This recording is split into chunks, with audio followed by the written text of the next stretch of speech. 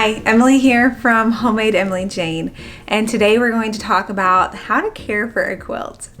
Now, whether you've made the quilt yourself or you're trying to care for a quilt that was given to you as a gift or maybe passed down as a family heirloom, I'm here to help. A lot of people are terrified to use their quilts because they're worried about damaging them. They want them to last for a very long time. However, I really recommend using quilts because they were made with love and they were intended to bring warmth and joy into your life, not just sit in a closet. Now, I'll share these tips as an experienced quilter who loves to use my quilts. Note that some of these tips are more so geared towards making sure that you take care of the quilt so that it lasts forever, and then some of them are more practical lifestyle options as well. So I encourage you to take whichever tips work for you and leave the rest. Now, when I started researching this topic, I started off by asking my community of quilters how they like to take care of their quilts. And some people did say, like, I'm scared to use it, I'd keep it stored away in a closet. And there were some great storage tips, so I'll share those with you. And then there were some people that even shared, like, I love to use my quilts, and one time I spilled wine on my quilt, and then they shared with me how they washed it and got it out. And so I personally am on the side of use the quilt, don't worry about getting it dirty, but know how to wash it. So we'll talk a little bit about taking care of the quilt and washing instructions too.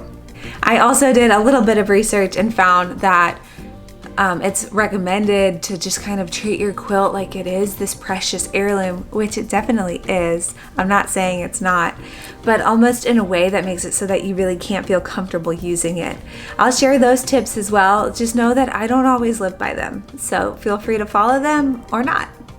I'll start off with the tips that I personally don't really adhere to, but you're welcome to if that makes you feel more comfortable. The first one that I read, and it's highly recommended, is to not eat or drink when you're using your quilt. And that kind of makes sense, just the likelihood of spilling, especially my friend that spilled wine on hers. Things happen, but if you keep the food away from the quilt, you won't have to worry about spilling on it. In that same vein, some people prefer to use a sheet of fabric in between them and the quilt so that the quilt stays nice and it's not actually touching your body. That's another option too, but my quilts are so cuddly. I love for them to wrap around my body. So just think about that as a possibility. If your quilt is an antique or maybe it is a family heirloom, maybe using a sheet is a good idea. Another tip that I read is to keep your pets away from the quilts so that they don't put their dirt or dog hair or anything else on the quilt. If you've been following me for any amount of time, you'll know that I have a golden retriever that I'm completely obsessed with, and he inspects all my quilts and loves to snuggle with them. So that's another rule, a quilting rule that I don't follow, but it's not a bad idea. Finally, if this is a museum quality quilt or a show quilt, you'll want to make sure that you wash your hands before you handle it at all, or maybe even consider wearing gloves. Wearing gloves and washing your hands will prevent you from transferring any of your body oils or lotions or anything that you might have on you onto the quilt, and that way you won't have to wash it.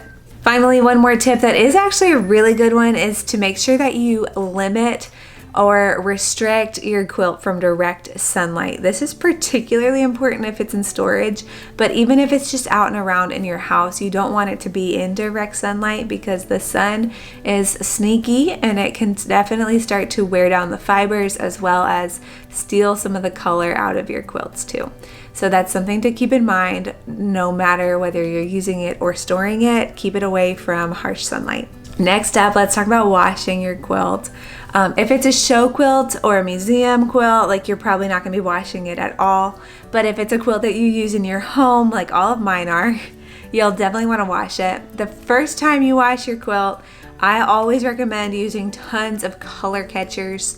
Color catchers, basically, they look kind of like a dryer sheet, but they go in the washing machine and they absorb all of the excess dyes that might come out. So if you have a lot of darker colors, reds or blacks in your quilt, it's definitely very important to use color catchers, but I use them anytime I wash the quilt for the first time and sometimes even the second time.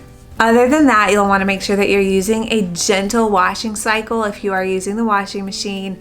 And of course, not using a harsh detergent. I personally opt for some of the more mild detergents anyway, so that it's more natural. That's just my personal preference.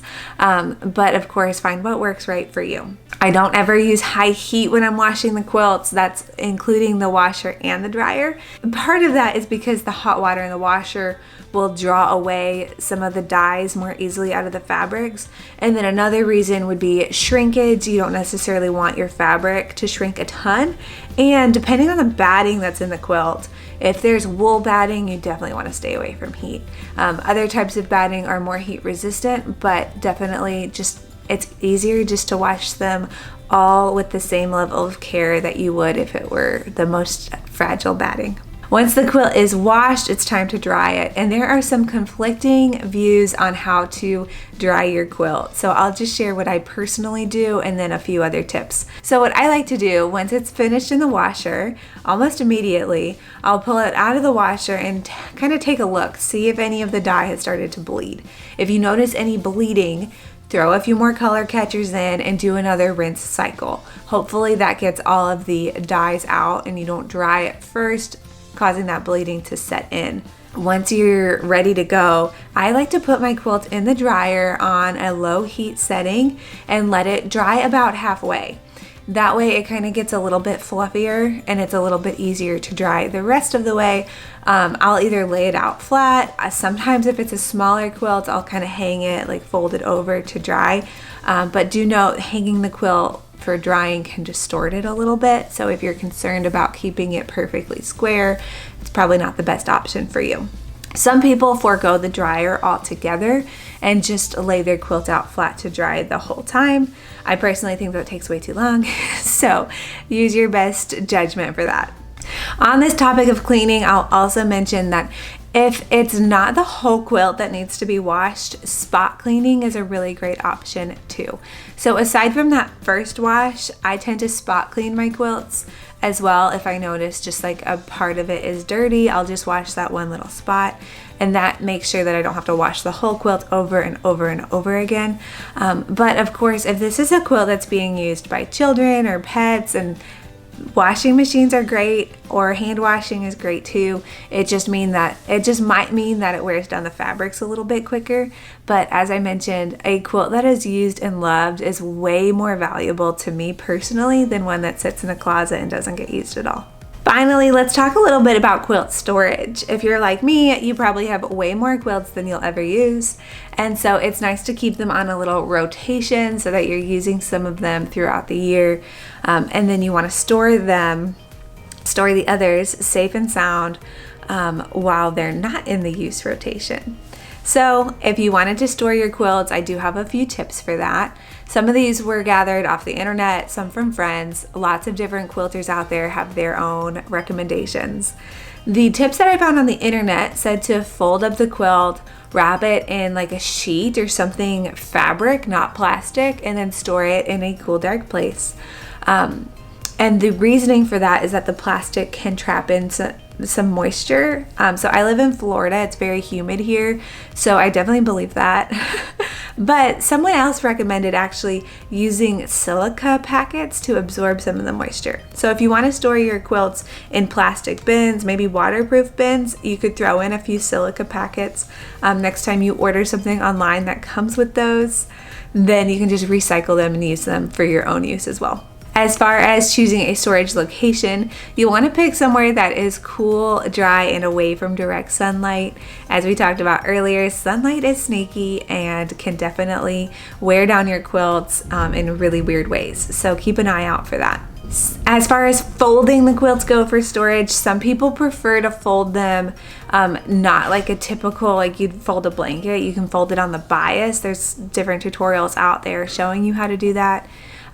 Or you can actually put tissue paper in between the folds to kind of keep the creases out. Whichever way you decide to fold your quilt, if you're putting this quilt in storage, it's not a bad idea to take that quilt out every once in a while and refold it a different way so that the creases aren't always stuck in the same spots every time. I hope you found these tips helpful as you learn how to take care of your quilt, wash your quilt, and store your quilts. If you have any tips from your own experience, maybe horror stories or success stories too, I would love to hear them. Go ahead and drop them in a comment below so that we can all learn from your experience. I wish you all the best taking care of your quilts. Happy sewing!